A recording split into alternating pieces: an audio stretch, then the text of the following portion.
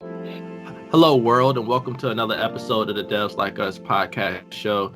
Today, we have some hot developer news, including Google and Facebook, and how they're changing some of their news services upcoming in Australia. And we don't know, we'll see if they're coming into other countries soon. Then we'll also be discussing semiconductors.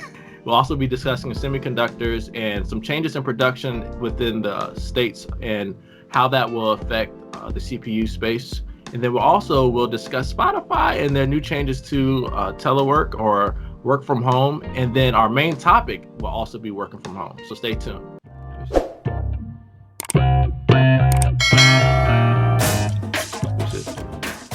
Crew, what's going on? How's everybody doing? Doing Good, well. good. Doing Another week down. yes. Glad that the weekend is here. Has anybody started charging for their tweets yet? Did you all hear about those super followers? Yeah, the super followers. No, I haven't. I haven't started charging. I don't think I'm that big time yet. Every once Yeah, in a while I get my moments, but I don't think I'm that big in the game to where I'm just out here. All right, I need you $4. You can access this exclusive set of tweets. Four exactly. dollars a month. That's all I need from you. I need to go I check if haven't. I even tweeted this week. Oh man, it's all good. It's all good. All right, JB, you have a news. You gonna do the news for us this week? Yeah, let's go ahead and roll into the news for this week. We're going to start this one off with, as Terrence alluded to, the Facebook in Australia um, news coverage post where Australia has started the process of, well, had started the process of this new legislation that would make Google and Facebook pay the news publishers for their content, just because of the fact that Facebook and Google kind of, with the way that their links are set up, they kind of attach themselves to the links, so it doesn't really go. Those news publishers don't get the traffic that they want, and so Google tried to play a little hardball at first, and they eventually gave in and struck a deal with some companies that they would pay out for this. Facebook, on the other hand, they tried to play even harder ball, where they decided, you know what, let me show you what it looks like if Facebook doesn't do news. So they like cut news out completely from their Facebook Australia area. And then overall, Facebook, they weren't allowing people in other countries to post Australian news articles.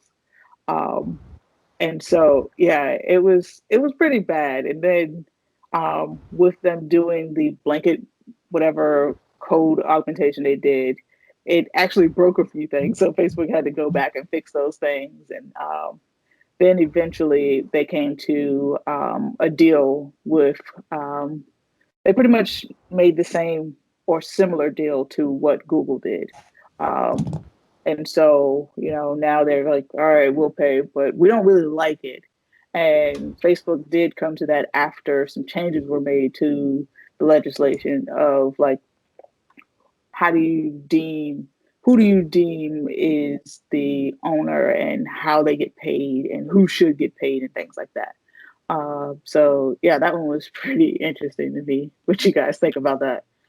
I love it, JB. There's so many great nuggets there. So the first nugget is okay. We all know that technology tends to be ahead of policy with Hmm. within, and it's kind of similar within like the tech being ahead of the securing of the technology. It's the same thing to me in my eyes with the policy. The tech is always ahead of the policy, and so once users of the are starting to realize like, hey, we're not getting paid for this. Like, we love the fact that our stuff is being used, but we need to get paid. These like Exactly. gathering these resources are not free. And then the second nugget that I love too is that things did not work. So I guess they got some form of government mandate or say, hey, they needed to make changes. So they tried to make these changes on the fly, and then things were broken. Have any of you Yeah. all ever been from a developer standpoint where like management just said, "Hey, we need to do this, and it needs to be done Yeah. now"? Yeah, Oh yeah, yeah, yeah. definitely. Where it's just like, all right, well, you want me to make this huge change by in 3 days? all right, we'll do what we can, and then of course it gets out there, and it's like, look, you asked for done. You didn't ask for zero bugs because True. with trying to make things fast, you're leaving the window open for error. And so, you need that time to have people come behind you, check out those things and stuff like that. So, yeah, I thought that was pretty funny when I heard about it. I was like, oh, Facebook was really dramatic, and now they've broken a few things. And, of course, like people were complaining about the fact that where's my news and, Mhm. stuff like that. So, I yeah. think that's interesting though. For a company like Facebook, I would imagine they would have a big enough team that they could do stuff like that on the fly. Because I know I've heard of plenty of other companies who, you know, like companies that do like frequent pushes, to code, like code changes like daily. And when you, it's funny because I went to a meetup and I heard somebody say, "Oh yeah, we push code like before lunch and after lunch," and like for somebody who I came from at the time. I came from a background where we push stuff like every week or every 2 weeks or something like that, and it was just like, you Dang, could that's a sleep lot. at night. You could sleep at the end of the day after you push that, Right. and everything was good. So it's kind of interesting to see that as big as they are, that they did that, and I guess it just shows that everybody isn't perfect. True. Yep, and then too, like they're a large company, but they also have a lot of different services that they're pushing out True. too. So that's Definitely. definitely something to think about. Mine must be the oddball. I don't really use Facebook News like that. I do use Google's news feature, but I never really got into Facebook News. It seems like it's like very well organized and stuff. It's not within like my muscle memory, or it's just like when I go to Facebook, I'm just not saying, "Hey, let's go to this news tab." Do you True. all use Yeah. it? No, I I don't. don't actively use the news tab, but I look at the articles that other people post. Hmm. Um, Very like I'll true. go through and be like, oh, okay, what happened? Because I mean, I follow a couple like news outlets on my Facebook page, and so I'm like, oh, like what happened in that area, Yeah. type of thing. So I do that, but not just like actively like, oh, let me go to this little newspaper icon and see what's going on, type of thing. But yeah. Yeah, I've never used it. I thought the news was just watching all of your friends and family rant on Facebook. Yeah, Of it's but course. I'm like I know, right. But yeah, I'm like you, JB. I like if one of my friends posts something or reposts something, that's how I'm getting news from Facebook. But I never really Mm, directly go to that news tab. So interesting. yeah. Any other final thoughts on that, JB, Clarence? Um, No, yeah, that's I don't. all I got for that one. And in other I news, I oh, do my have bad. one more question. I'm gonna play Clarence Ooh, today. ooh, Oh, you Let's gonna just play let's music? just and another thing. let's just some let's no, but let's there was a good lesson learned there, and that's the policy or management is pushing you to get something out and you're rushing things. How do you all speak up to your management and say, hey, we don't have enough time to do our practices, or is it, I mean, do you burn the midnight oil, or do you tell them like, hey, we don't have enough time to go through our normal procedures to ensure that this code is of quality and these changes are of high quality? So I feel like it can go either way. And the reason I say that is because when it comes to a company that's as big as Facebook, you probably got to burn that midnight oil. It's like, I don't care how you do it, get it done. Yeah. And, but when it comes to other companies, it's like, hey, and it also, I know that wasn't a complete thought, but it also comes to what kind of customers do you have? Because some customers aren't willing to budge. And they're like, hey, look, we gave you a deadline, that's it. And we want it by then. Like you agreed to this, so we want it. Whereas others be like, well, I want the best product too. So, let's kind of meet in the middle, see how we can, push this out, but not too far type of thing. So yeah. Yeah, I feel like I mean, when the funding pushes that button, depending on how big that bag is, you just gotta suck it up and just spend the night there, I believe. But I do think it, like as JB mentioned, it's all depending on your customers and depending on the product that you're working on. I think if it is mission critical, I mean, just the fact that pushing news changes is mission critical when there's so many other news outlets. I mean, I don't think to me that wouldn't be a burn the midnight oil type of thing. But then again, it just depends on your leadership and like I said, the importance of how what's on the line here and what are you willing to give. All right. So in summary, JB and Clarence are saying that Mama said there'll always be days like this. She did. She definitely told me. Just saying. And we're just gonna have to suck it up. Yeah, but I think you definitely have to know the situation, and it shouldn't be anything. I guess the big thing is making sure like that's not a reoccurring thing to where you're always getting definitely pushed down. These that could end up in burnout. Yeah, for sure. I mean, and it may also just require you to have that conversation on the back end. Like, right. All right, after we did this, you see the kind of, cause and effect this situation had. And so if it was all good, they're gonna be like, well, what do you mean? But, if it has a couple glitches, it's like, look, we can kind of avoid these, quote unquote embarrassments if you just give us the time to go through our complete development cycle and having people review and test properly and all those things. So, yeah. Yeah, I would imagine, and I don't want to drag this on any longer. Clarence, Clarence, I'm playing you, so you don't have to play yourself. No, I just.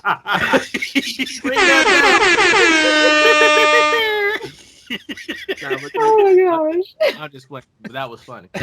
No, ouch. But no, all I was gonna say is that as JB mentioned, or I don't even think I remember what she said. You just made me lose my thought. But no, when you think of kind of like the nature of the beast, I would just imagine that, these type of scenarios will be built in, like for a new company. Yeah, I can imagine like you've done that before where, you have to make those emergency changes, but and, basically sacrifice something so that you get that done. But, for a bigger company and, for more seasoned developers, I just imagine that has to be padded into, some kind of understanding. Great point, Clarence. That was needed to be said. That needed to be said. Yes. That was a funny joke. All right, go ahead, JB. Sir, you don't get to pat yourself on the back for your own joke. Did I just do That's not that? How this works. You did. That was a funny joke. Right. Yes. All right, go ahead, JB. In other news, President Biden to press for $37 billion to boost chip manufacturing amid the shortfall. This one is, I'm excited for this one just because of the fact that, due to this pandemic, there has been a major chip shortage because production companies have just had to shut down due to the fact of, the uncertainty of the coronavirus and things like that. And so, and once they did come back to work, it was, limited staffing because of the fact that, you have to take all these precautions for spacing and all that. And now this is hitting, bitty different markets here in the US. So like your cell phones, laptops, cars, all these different things, this is becoming a problem. And so I'm really excited about this one just because of the fact that, one of their main points is how can we, one, possibly diversify our chip production, our chip buying, because of the fact that of the entire market of chip sales, the US buys 47% of that, but we only make 12% of that. And so, and most of ours come from China. So it's like, all right, how can we diversify that so that we're not, solely dependent on China for most of what we get? And how can we boost it here to do the proper research and development to produce more here in the States, so that it's kind of a we're going back to the FUBU age of for us by us, for the US by the US type of setup. And so so yeah, that is, I like it. I'm really excited for that, just because number one, it also produces a lot more jobs here in the US for our workers and things. Thoughts? I mean, when I first... Oh, go ahead, Clarence. Go ahead. I did. That was JB's fault for not facilitating. You guys were so excited. I loved it. Right. No, go ahead, Clarence. Go ahead, Clarence. Go first. You go first. No, Clarence. Yeah, I'll go first, and then you clean up since you're the EE. All right. You're the electrical engineer, the computer engineer, the computer scientist. All right, but no, I mean, it's all good. I think as far as we all know, we're still going through side effects of the previous year, and so we're kind of, there's really no catching up. We're just trying to I guess get in a stable place for that. So I'm fine with the hardware I have, but I'm pretty sure maybe this will I don't know if it'll lower prices or raise prices in the future, but I mean, it sounds like a good thing. And to our EE, Clarence. Well,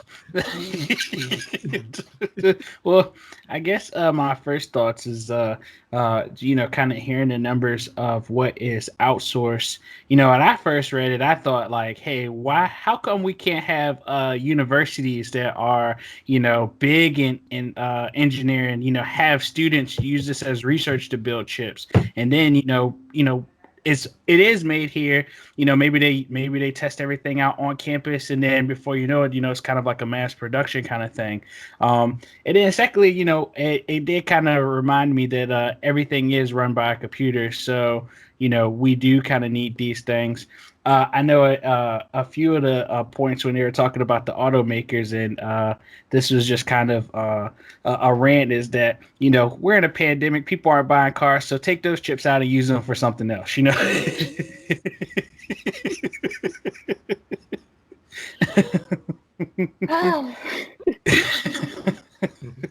I mean, they weren't buying cars; they're back to buying cars now, slowly but surely. But they're back to buying cars. I know that car. A lot of those car dealerships are making deals and saying, "Hey, you can try this out for a whole year. Tell me how you like it." Hey, all I'm gonna say is the truck that I pass by every Friday going out and about, it's been sitting there since the pandemic started. So that's a free chip. That's game. No. Oh, that's a free chip. What they're gonna do? Go take the truck apart? Yeah, take the computer out. Right. But yeah, I mean, as a software guy, I don't have too much more to speak on this one. I don't have too much more to add. But it is good to see. Well, not good to see. The lessons learned I have from it is basically, I mean, we're always adjusting. You can't always stay on the same path that you're on. So I have to be able to pivot. I feel like Terrence is on a real informational, vibe tonight. And I actually like it, where it's like the lessons for tonight is, I like it, I've been trying to do that from day one. I tried to do that from day one, but well, maybe it's because of the fact that you're actually, ending each piece with the lessons learned. Yes. No need to apologize. I actually like it. I'm not being funny this time. But yeah. So next up, we have Spotify is allowing its staff to work from anywhere permanently. I would give you guys the background, but that kind of states it all. So I'm going to let Clarence go first, because I know that this is one of his favorite things, is companies allowing people to work remotely. So I'm going to go ahead and give us your thoughts. I think this is big, and I really believe that, and I know this isn't like the only company that has done it. You know, Twitter has done it, Salesforce has done it. There's a couple other companies, you know, big name companies are also allowing it, and I mean there are plenty other companies who've already already jumped on that. And I said already too many times, but already jumped on that, you know, remote life train, and you know, just kind of getting rid of some of the overhead, you know, of buildings and all of the maintenance and such that comes with that. And so, you know, why not give your employees a chance to, you know, work within their own comfort, you know, supply their own, or at least pick their own setup so that they feel, you know, as they feel as comfortable as they can to be to be super productive in their own role. So I mean, I think it's nice, and I think that we're going to start to see even more companies kind of go the same route because, you know, again, you know, we've talked about it in the last news article how COVID has kind of changed things, and you know, I mean, this isn't really related because, you know, when you think about building chips, you think about warehouses and manufacturing. You know, those need people, those need bodies. But you know, for all of us that are, you know, working at a desk and just, you know, sitting behind a screen, you know, we don't necessarily need to be in an office. True, true. T-Man, thoughts? Have very strong opinions about this. So Is this going to go ahead and segue into our topic for Facebook. today? It Yes, sounds like it. we're already in the Yeah. topic. Segue. Yeah, I was like, I think he's just gonna go dive right into it. Facebook are building physical locations for their employees to work at. Um, Amazon is building physical locations for their employees to work at. Apple is building physical locations for their employees to work at. So I do believe that our workforce and the makeup and the locations that we work at are going to have a remote component, but I do feel as though that we will always have a need for some form of in-person uh, meeting, and that there are some things that from a productivity standpoint are harder to do from a remote standpoint. I think that we're learning to maximize or to become as efficient as possible from a remote standpoint. I do like remote options and being able to work in a remote position. But I do think like every once in a while you kind of need to meet up in person, and there are like a lot of things that you miss out on when you're not able to meet in person. But I do think the option is great for certain positions. But I do have some concerns. I won't pour them all out here, but I'll give a tidbit. One of them is working up in the company. I do believe it might be a little bit harder to move up in a company if you're not able to meet the people in the lunchrooms or see the people by the water coolers and strike up a conversation and not impromptu meetings, but just impromptu discussions on certain things. So those are a few of my concerns. I do like the fact that, hey, the more you remove the morning commute, you're able to remove the afternoon commute. You're able to do that like day in and day out is a nice option. But I do have some fears and concerns. So Clarence, your position is you're 100% ready to go 100% remote right now. Yes, Okay. yes, sir. I I I am. mean, am. he's I basically like. doing that. Yes, I like it. I like it a lot, but I feel Well, like I would like the option to be in as well. JB, where do you stand? Let's set the playing field. so I guess really quick though, don't we want to JB, don't JB, where you stand? Where No, don't we Clarence, want go to ahead. do we just want to go ahead and break out into the topic? I mean, we're already there. I just Yeah, we're wanted already to in the topic. yeah, I we mean, already said today's that. topic, for those who don't know, is remote work. thank you, Since thank you, Clarence thank wants you, us to thank you, clearly state thank it, you. as you already asked him about a segue, and we just segged our way on through it. Just wanted to make sure that But everybody knew. That's all. Thank you.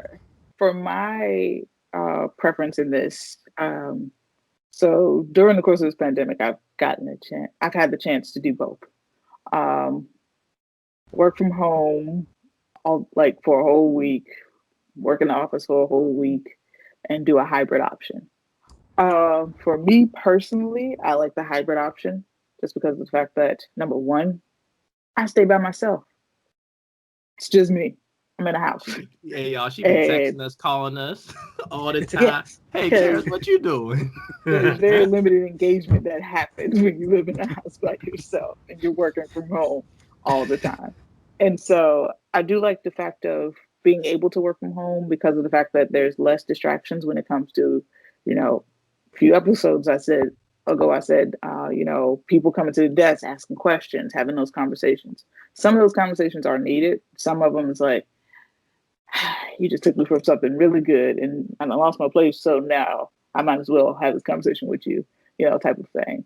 Um, and so, yeah, it frees me up from that type of thing so I can really focus on what I'm doing. But I also like the office aspect because of the fact that, like Terrence said, some things just work a little better.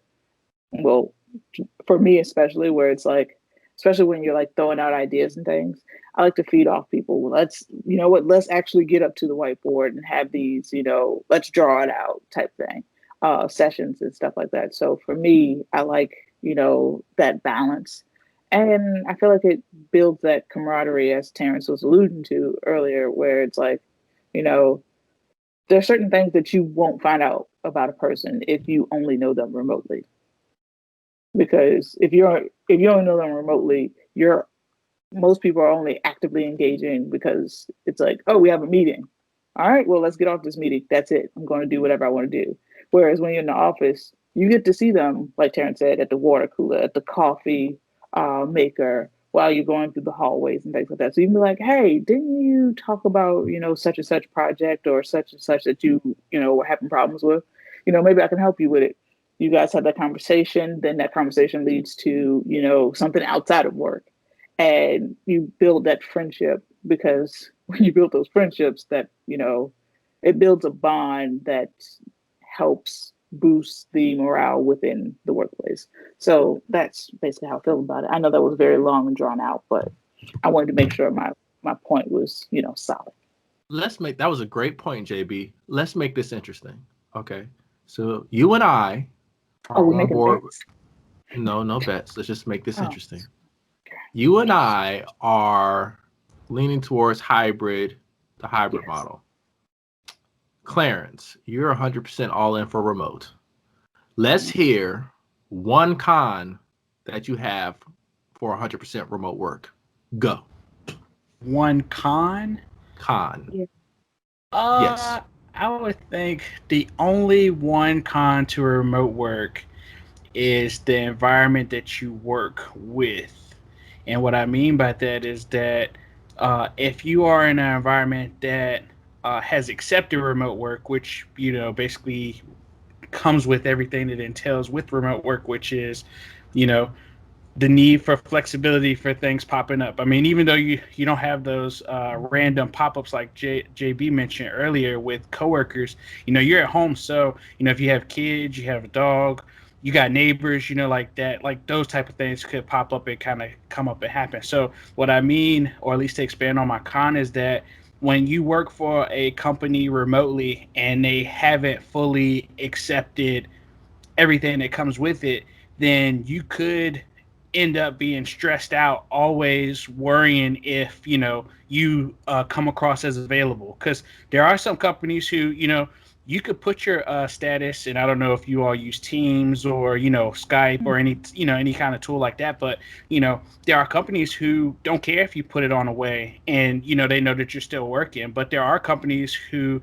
you could have leadership say, why does Clarence have his away status, for months? Like, has he been doing anything, and that kind of thing. So I think that's probably like the biggest con, is mostly just falling on, the company that you work for and how accepting they are to, the whole remote life. Follow up. Great response, Clarence. Follow up, Clarence. Would you prefer your company to be, as a whole, to be 100% remote versus your company having 100% remote options, but there also are other people in those same or similar positions that are on a hybrid model or going into the office? Will you feel like you're at a disadvantage versus the ones who are going into the office and management is in the office? Yes and no.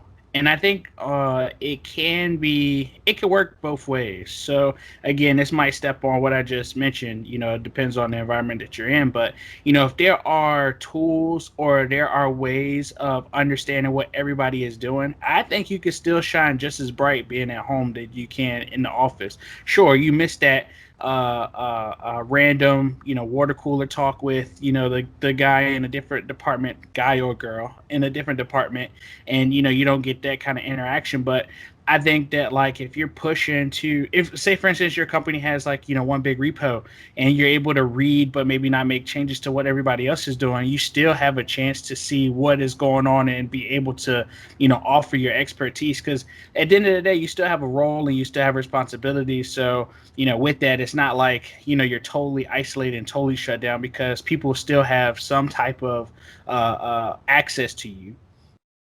Okay. Well, So well said, Clarence. JB, cons? On 100%.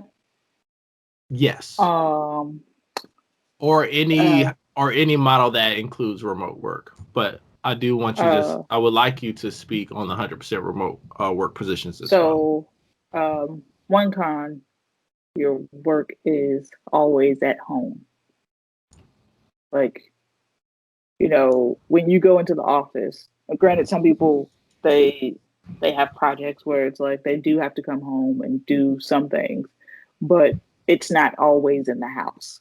And but with 100%, it's always there. So like if you're frustrated about something, guess what? Your family sees that frustration. And sometimes people can inadvertently take those frustrations out.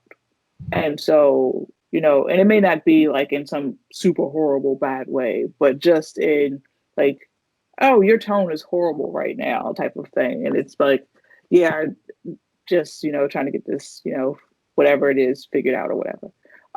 So I see that as being a bad thing, a potential bad thing, not a always bad thing. Um,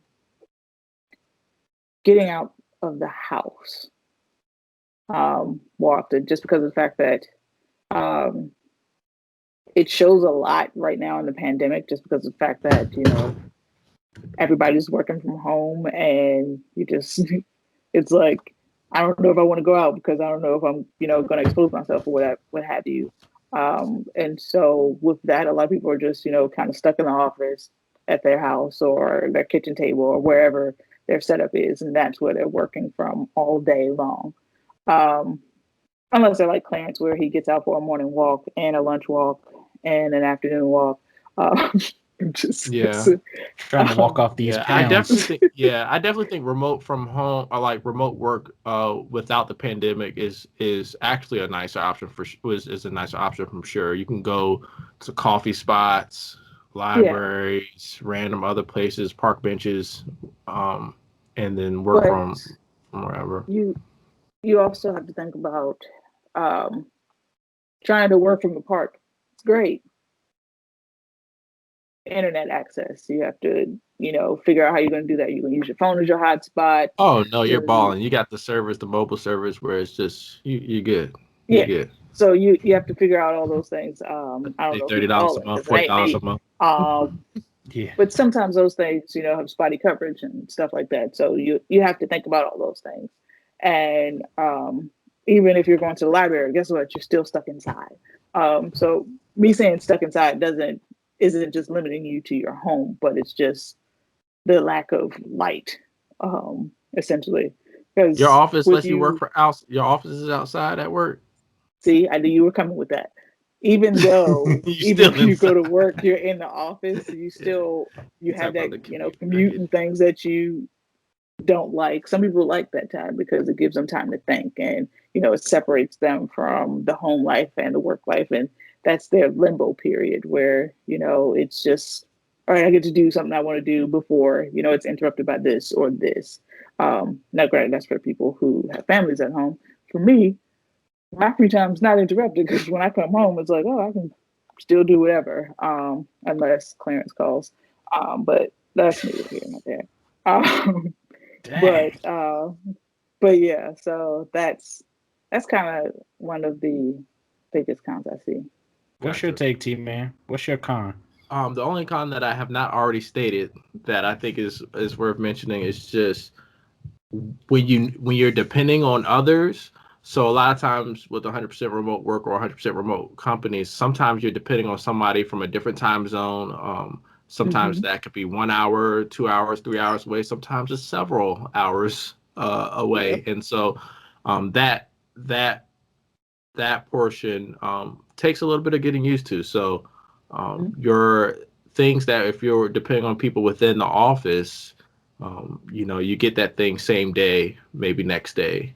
Now those things are like automatically like the next day. Like the task that could be done in the office same day is like now 3 days, just because like you sent them something, they went to then when they get to their time zone, they get it back. Oh, what about this? Ask a question, it goes back. Then it's another day. Then it's another like a 1 day thing can potentially become a 3 day thing. Yep. So and it's all just a different mindset. So you just have to take that into account. But I'm very I love hearing how different companies and management and different developers are taking on the challenge of being able to work remote because like within the open source community this has already been done. Like Hmm. most open source big open source projects have a global presence where that's how they work and operate. So I think I would potentially consider it, but I wouldn't go into like 100% work role, me personally, and saying like, oh, this is just going to be great. But I think it just would take me some getting used to, for sure.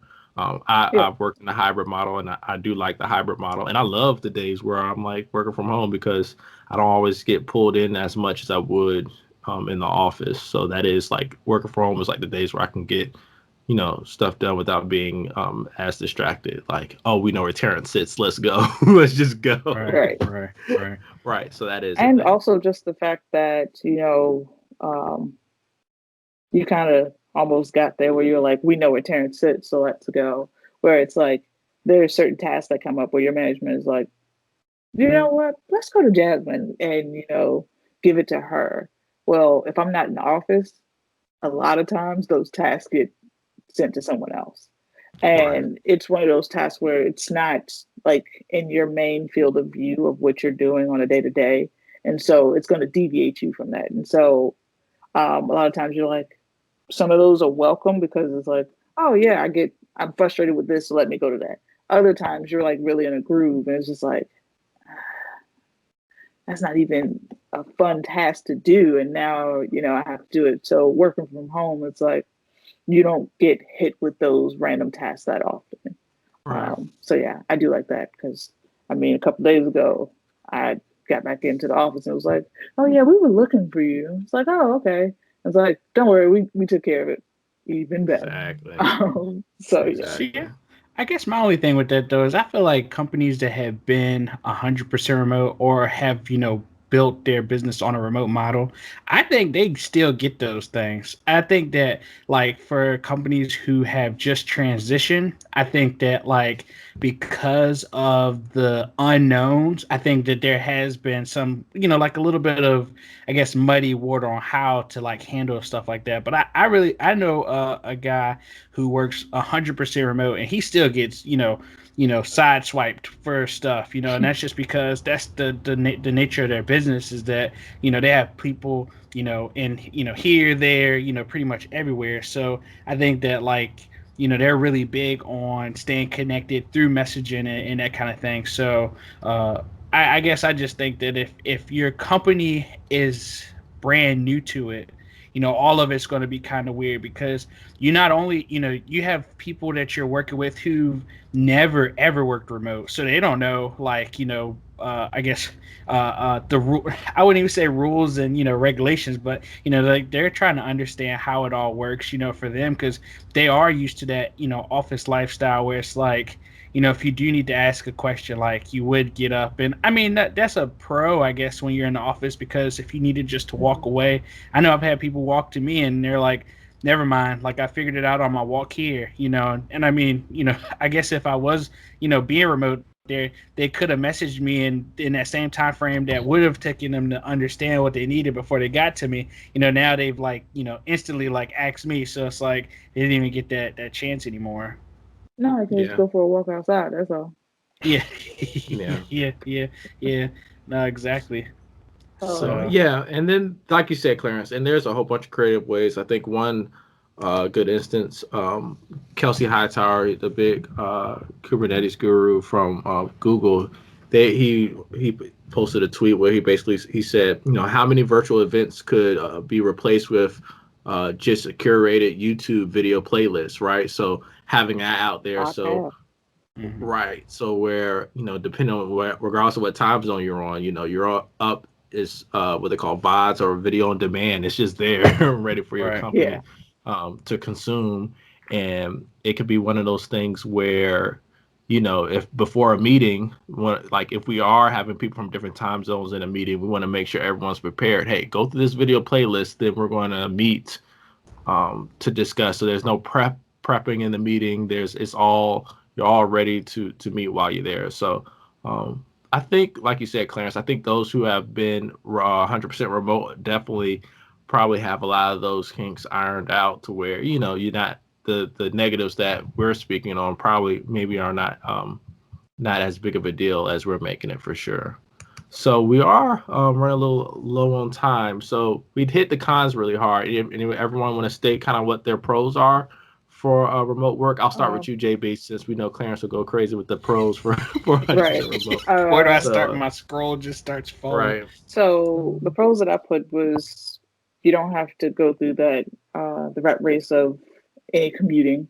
Because granted, there are people whose commute like me is 15 minutes, and there's other people whose commute is like an hour plus. Um, no one told you to live that far from your job. You pick your job based on where you live, or vice versa. Right. Because that's exactly what I did. Um, and you get less work interruptions. You get less work interruptions. Now, granted, I did the opposite of that when it came to a con, was that you get more home interruptions when you're working from home. And on the company side of things, they could possibly save money on their space. Even though Terrence talked about, Facebook and Amazon buying spaces for their people, um, companies can buy spaces, but they can also figure out ways to use them differently than being complete and total office space with a bunch of desks and a bunch of computers sitting there. And so, if it's possible for companies to save money, the way businesses work, they like to save money where they can. And so, um, yeah, with a lot of these companies that are, you know, jumping on the bandwagon of, yeah, let's go full remote, I can see this as being a way for them to be like, hey, that huge space that we had, let's go ahead and knock that down to like, a third of what it was because we have all these people that are going to work from home. So yeah. great point, JB. Clarence. So I guess the first one that I have for sure is that I think worker remote opens up so many new opportunities that it allows people to work for companies that they've always dreamed of without having to make that sacrifice of moving to a said area. I know a while back there was, or it's always been like that talk about how the West Coast is so expensive to live, and people aren't getting paid wages that can afford it, and you think about like how much that saves people if they can stay local and also still be able to provide economic benefits to their own hometown versus always having to shift to move somewhere and kind of boost that subset. Another thing is that the flexibility. I think that like you don't have to when you work remote. You don't have to account for that time. Like if you have appointments, and stuff like that. Like you're rushing from appointment to work and stuff like that. You can kind of build that into your day to day schedule. when things pop up at home, it's less of a hassle when you're already there. You can kind of go ahead and take care of it versus like having that stress of, you're at work, something happens with your family, and now you have to, jet home, and hopefully you could get there in time enough, depending on, how serious the matter is. And I guess like overall, I think like I know personally I have grown a huge interest in desk tours and watching a ton of software developers who do work remote full time, and just kind of seeing like that lifestyle of the office is cool. Don't get me wrong, I've done it for 8-10 years now, and I loved it, and I'm a huge social butterfly, but at the same time it's just like I do think that, like, I remember when I bought my home, it was times where I was just like, man, I just sleep and eat there. Like, I don't really get a chance to enjoy it. And so now I think you actually get a chance to invest in your own and just kind of like, again, build that environment that makes you productive and makes you be able to complete your job, without even having to leave the home. So, and, they keep saying that emissions are bad. So, hey, say, save our planet. ecosystem. Yeah, save the planet. Stay at home. And I mean, did you really pull that one? Save the planet. Stay at home. Yeah, save the planet. I mean, there's you're gonna go drive to go fishing. Yeah, probably. But I mean, there's tons of pros, and I could go all day, and I know we didn't list all the cons and such, but I do think overall, I do believe that we are, as we grow in technology and as we keep going off into the future, that I believe that we've already we've needed to be remote before now, and this was definitely that push. As JB mentioned, companies are spending a lot of money on different things when it comes to buildings, and there are a lot of companies that are leasing buildings too. So if this is a way to save them money, I don't see why what is the need for the lavish office life anymore. I'm sold, Clarence. All right, let's do it. Remote work. I'm sold. No, I'm not completely sold. Yeah, no, but those are all great points. So for me, I think you all really stated all the pros I had. I love the flexibility, the new opportunities to be able to work in location, and sometimes, especially if you have a spouse, they might be bound to that location, and you might want a job that's in California or in Texas or somewhere even across that's their headquarters is overseas. But hey, if they have remote work, you can be a part of that company, and so that gets you thinking. So opening up doors, I'm always for that. So I do like that about it, and the fact that you get your home office set up and you can kind of train your mind to say, hey, this is work. Get the office outside of the same room as your bedroom, and kind of get in that mindset. So I can see it being definitely a beneficial option. So we are running low on time. JB, Clarence, any final thoughts? I guess those were pretty final thoughts. I say let's leave it there. Those were good. Those are solid. Those were solid. Those were solid. Yeah, those were solid. All right, you all. Thank you for tuning in to another episode of the Devs Like Us podcast show. If you enjoyed this episode, make sure to give us a thumbs up and make sure you subscribe. That's one of the best ways that you can support this channel is to subscribe. And also check us out on Apple Podcasts. Give us 5 stars and give us a great comment as well, so we can make sure that we can give you a shout out. So thank you all for listening. Stay safe out there. See you next time. My name is Terrence. I'm Clarence. All right, y'all. We're out.